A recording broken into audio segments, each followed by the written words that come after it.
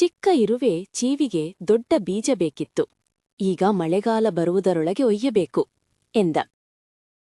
ವಿಶಾಲ ಜಾಣ ಹೆಣ್ಣು ದುಂಬಿ ಪಕ್ಕದಲ್ಲೇ ಕುಳಿತಿದ್ದಳು. ಚೀವು ಬೀಜವಿನು ತಳ್ಳಲು ತನ್ನೆಲ್ಲಾ ಶಕ್ತಿ ಹಾಕಿದ. ಆದರೆ ಬೀಜ 1 ಇಂಚು ಸಹ ಕದಲಲಿಲ್ಲ. ವಿಶಾಲ ನಗುತ್ತಾ ಶ್ರಮಕ್ಕೆ ಫಲ ಖಂಡಿತ ಎಂದು ಪಿಸುಗುಟ್ಟಿತು. ಚೀವು ನಿರಾಶನಾಗಲಿಲ್ಲ. ಅವನು ಬೇರೆ ವಿಧಾನ ಯೋಚಿಸಿದ. ಅವನು ಬೀಜದ ಸುತ್ತಲೂ ಒಂದು ಸುತ್ತು ಹಾಕಿದ. ಬೀಜದ ಕೆಳಗೆ ಒಂದು ಸಣ್ಣ ಕಲ್ಲು ಸಿಕ್ಕಿತು. ಚೀವು ಅದನ್ನು ಹೊರಗೆ ತೆಗೆದು ದೂರ ಎಸೆದ.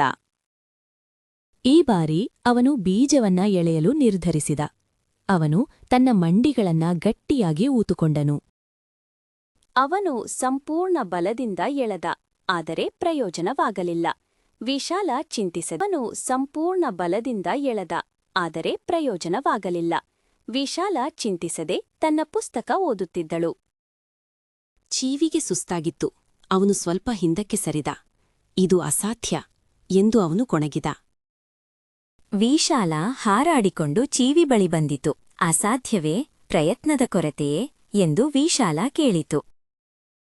ಚೀವು ಬೀಜ ಮತ್ತು ನೆಲವನ್ನು ಸೂಕ್ಷ್ಮವಾಗಿ ನೋಡಿದ. ಆಗ ಅವನಿಗೆ ಒಂದು ಉಪಾಯ ಹೊಳೆಯಿತು.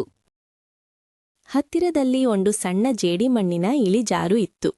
ಅವನು ಬೀಜವನ್ನ ಜಾರುಬಂಡೆಯ ಮೇಲೆ ಉರುಳಿಸಲು ನಿರ್ಧರಿಸಿದ.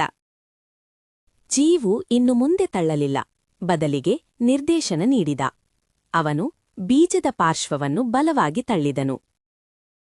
ಬೀಜ ನಿಧಾನವಾಗಿ ಜಾರಿ ನಂತರ ವೇಗವಾಗಿ ಉರುಳಿತು. ಚೀವು ತನ್ನ ಉಪಾಯದ ಯಶಸ್ಸನ್ನು ನೋಡಿ ಸಂತೋಷಪಟ್ಟ. ವೇಗವಾಗಿ ಉರುಳಿತು. ಚೀವು ತನ್ನ ಉಪಾಯದ ಯಶಸ್ಸನ್ನು ನೋಡಿ ಸಂತೋಷಪಟ್ಟ. ವಿಶಾಲ ಮೆಚ್ಚುಗೆಯ ನಗುವನ್ನು ನಕ್ಕಿತು. ಅಂತಿಮವಾಗಿ ಬೀಜವನ್ನು ಸುರಕ್ಷಿತವಾಗಿ ಗೂಡಿಗೆ ಸೇರಿಸಲಾಯಿತು. ಎಲ್ಲಾ ಇರುವೆಗಳು ಚೀವನನ್ನು ಹೊಗಳಿದವು. ಶ್ರಮಕ್ಕೆ ಸಿಗುವುದೇ ಫಲ, ಶ್ರಮಕ್ಕೆ ಸಿಗುವುದೇ ಫಲ.